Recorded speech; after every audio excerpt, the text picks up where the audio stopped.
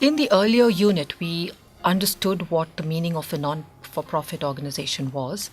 And in this unit, we're going to learn about registration or bringing into existence a not-for-profit organization.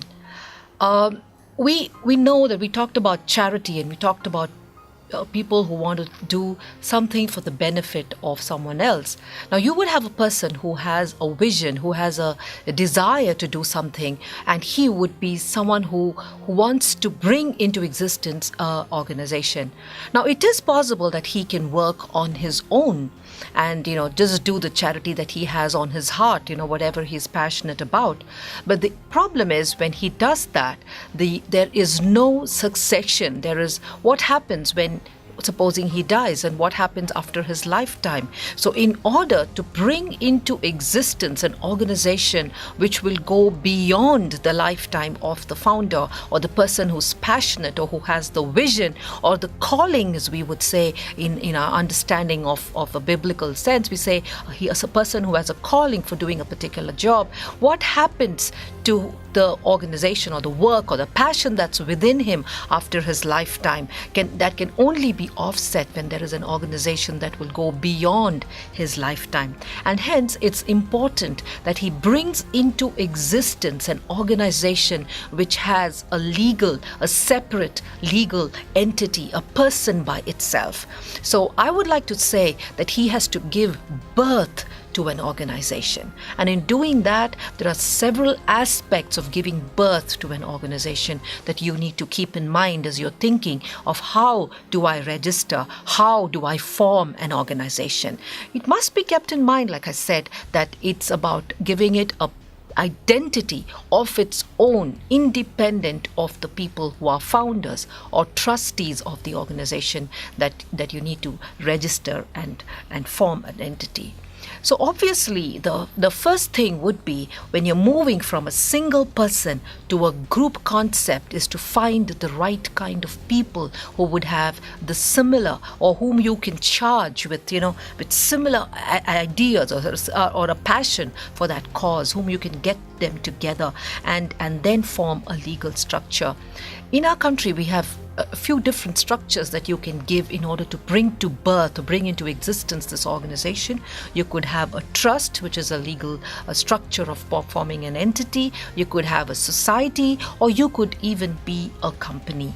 And we must remember that under normal circumstances, apart from the administrative laws that govern the formation of these entities, the benefits that come to these entities, they all fall under the category of an NGO, and all the benefits are similar.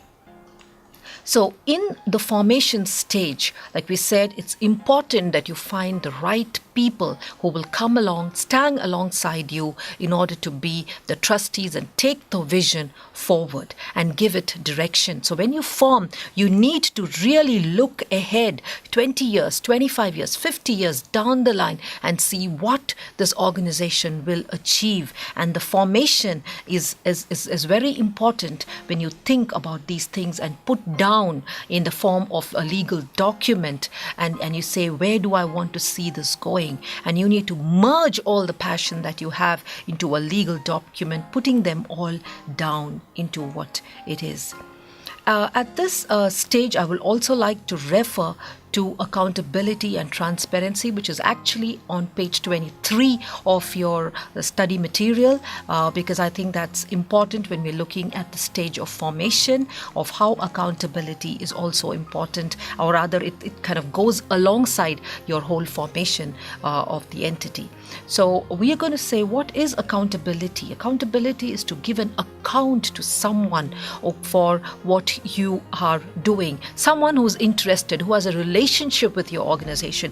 Definitely you are accountable to God for everything that He has given you in terms of the passion, in terms of the vision and the money and the resources that you have. But the beneficiaries are also people who are interested, and the government is interested because they're giving you some benefit. The funders are interested in it. So accountability is a very key factor. And as you form and as you give your put down legal legal framework, it's important that you bring in accountability structures so that when people look at your organization independent of yourself, it is transparent and it is an organization that people want to come alongside with and work.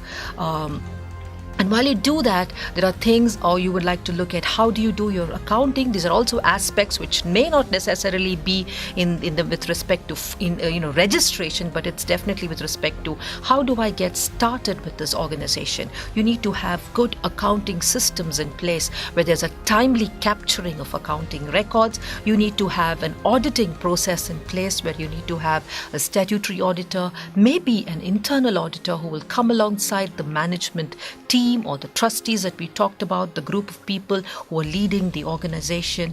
You need to have a good reporting structure where you're having, whether it's under legal requirements of the society or the income tax, but also other reporting structures that you might want to put in to the document that you are formulating when you're coming up with the formation of the organization. So accountability, bringing in terms of like budgeting and making sure that there are auditing that is done, and all those are things that you put into the document that you make because you want to have a proper accountability structure within the organization that you are forming, and that it's a sound organization that you form.